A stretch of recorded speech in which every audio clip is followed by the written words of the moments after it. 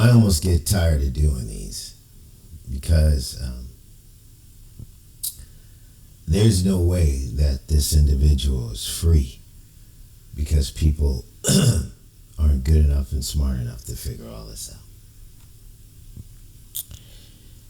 He's been a serial killer for over 60 years. And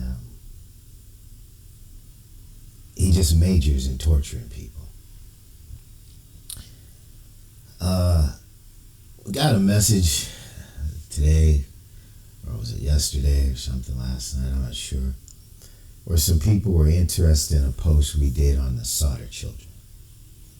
The kids that disappeared, a fire burned down, and there were no remains found. And the parents had wondered for years who had abducted their children. And then along one day comes a photograph saying that it was one of the children, Louis Sauter, grown up, about, people estimated some 35 years old or something like that. And an investigator goes to the house and says he's going to help him out. And they give him the photograph that has this message on the back, the original. And that investigator disappears, never to be seen again. And a background check turns out that the person that they thought they were talking to isn't real.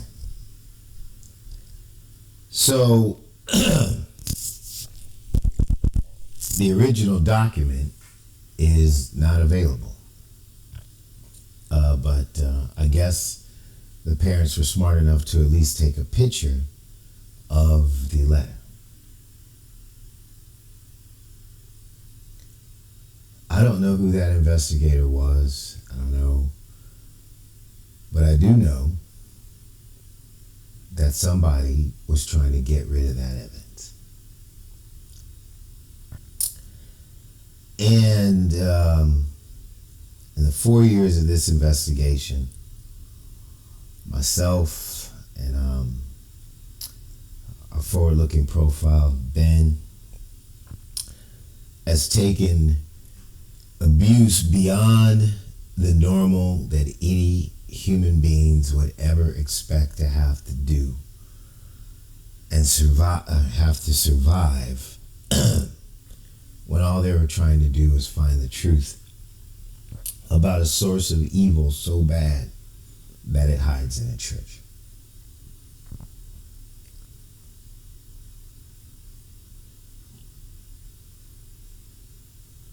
We have this saying now, if it ain't God protecting it, then who is it?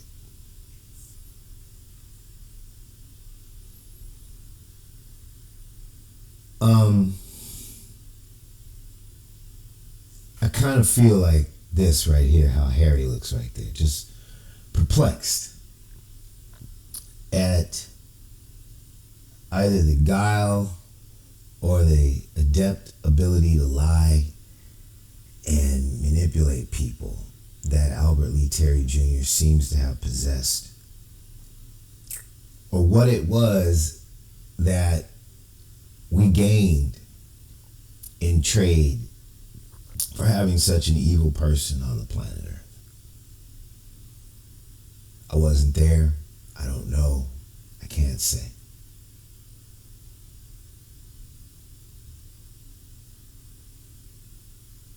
We've associated him with Cherry Joe Bates' murder, of which he put his own picture on the envelopes showing how he murdered her, sent to the father. They weren't mailed. The meter marks are below the stamps. They were hand-delivered. Letter from the Zodiac, Paul Stein letter, has his self-depiction in it in a fake smudge mark, using his criminal calligraphy and his talent for making letters look like people and people look like letters or pictures. And we discovered that there's communications in the Nancy Guthrie case that purports that this man is still at it. Not to mention JonBenet Ramsey, which really makes me sick.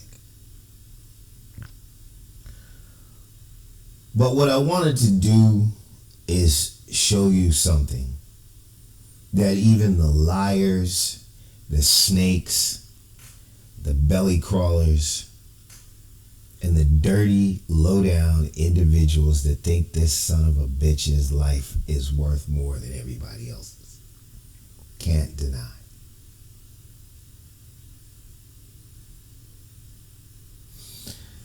This is the letter, the image of the note written on the back of the picture claiming to be Louis Sauter to torture a father who died probably 3 years after that from grief about where his children were, thinking that his boy was still alive somewhere, but was afraid to come home or kidnapped. I don't know where Albert Lee Terry Jr. was raised or whatever. The history of his life that we can find says he was born in Texas. In some coded information that he sent to his family recently, when he seems to realize he's being discovered as Friar David Collins at St. John Apostle in Kingston, Ontario, Canada, to me, looked like he was only really concerned with his mother's DNA being discovered, which maybe means he wasn't really the father's son. I don't know. But he didn't seem like he was talking about being adopted. So I can only surmise that somewhere in that deranged mind of his, he thought this was another opportunity to publish one of his letters without actually having to murder somebody for once. And as he does in everything that he does that is related to his criminal activity, is he signs it. This is Albert Lee Terry Jr.'s signature. A.L. Albert Lee Terry Jr. in code. In the part where it says love, that is a picture of a human being as a stick figure attached to the top of the bald head of a man, of which another stick figure protrudes, and then a craftily drawn E ends it. Albert Lee Terry Jr. has been in each picture we can find, and in the self-drawings of himself, bald on top with hair on the side. And he constantly includes those images in his communications, like right here.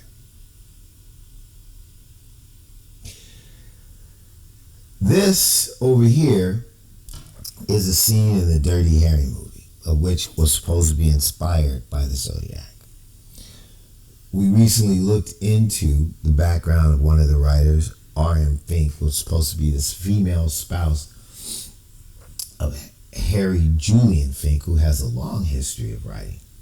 And this person is basically a ghost. They can't figure out when they were born. There's no definitive information about when this person died. There's really no writing history except for the Zodiac. And then we found in a document purported to be one of the original scripts owned by R.M. Fink, and the phone number on that script, when the math is done correctly as a code as it's set up, with brackets and so on and so forth, turns out to be Albert Lee Terry Jr.'s home phone number. Now, either I'm the greatest single natural code breaker in the history of the United States of America or the world, or somebody has been keeping this guy out of prison. I'm pretty good, but I don't think I'm that good. I just might be the bravest person that's ever known the truth. Because these people have tried to destroy me and my life. Literally. Not just my life, my financial life, my business, my peace,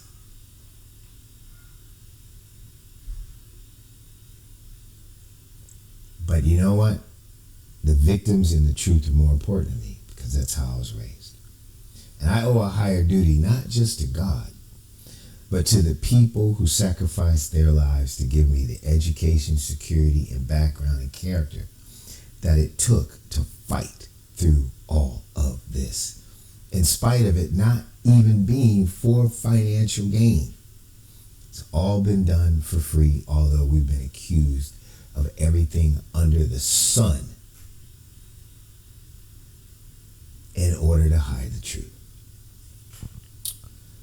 These images on this box that's supposed to contain like cotton swab tips are the same as these images right here.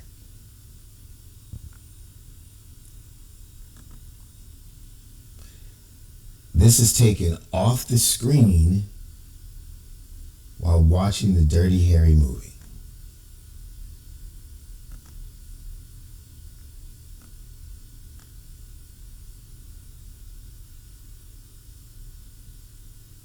It is a scene where Harry is getting his pants ripped and he's getting sutures from his friend. And there's the box right there. There's the figures in a movie about the Zodiac. And that is a boomerang. It's a symbol of a squadron that was in San Diego at the time called Squadron 35.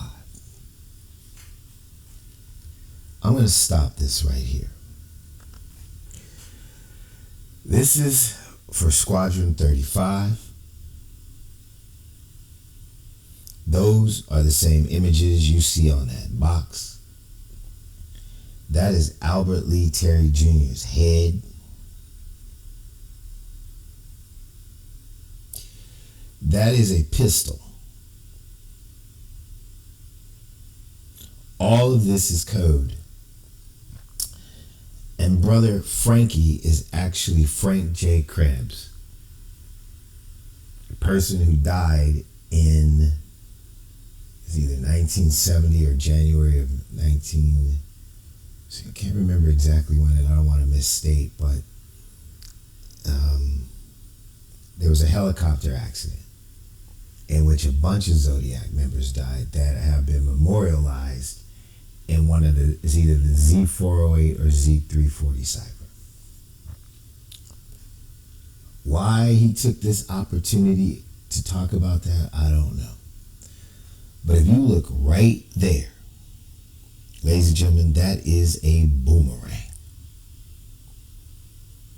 Squadron 35.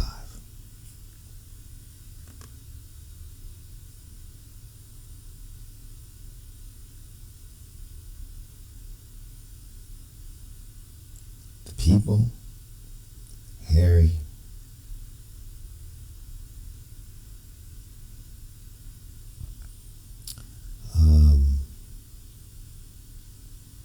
that right there, that's the boomerang.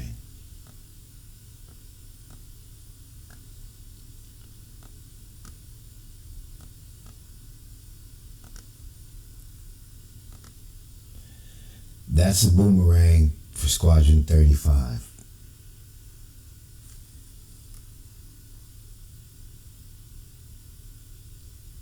That's a boomerang for Squadron 35.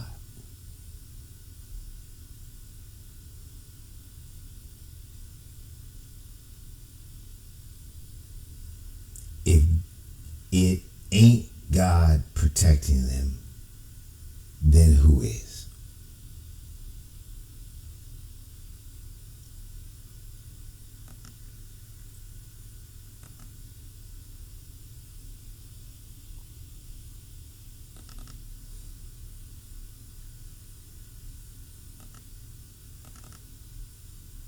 That's your guy. He's alive and he's in Kingston.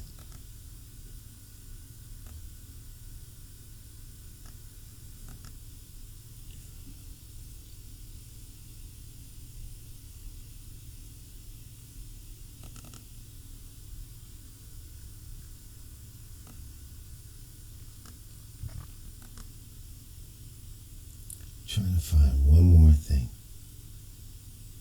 I don't know if I can.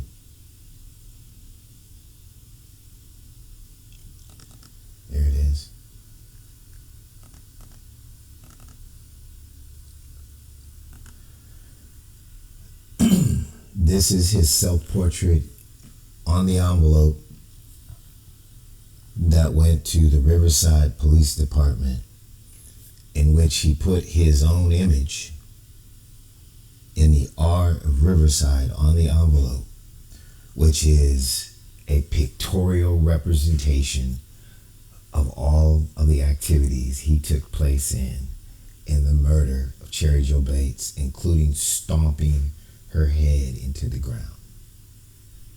That matched the coroner's report to a T. This is what you find when you enlarge a fake smudge mark on the letter sent to the police by the Zodiac claiming the murder of Paul Stine. He is him, he is him, he is him, and him is he.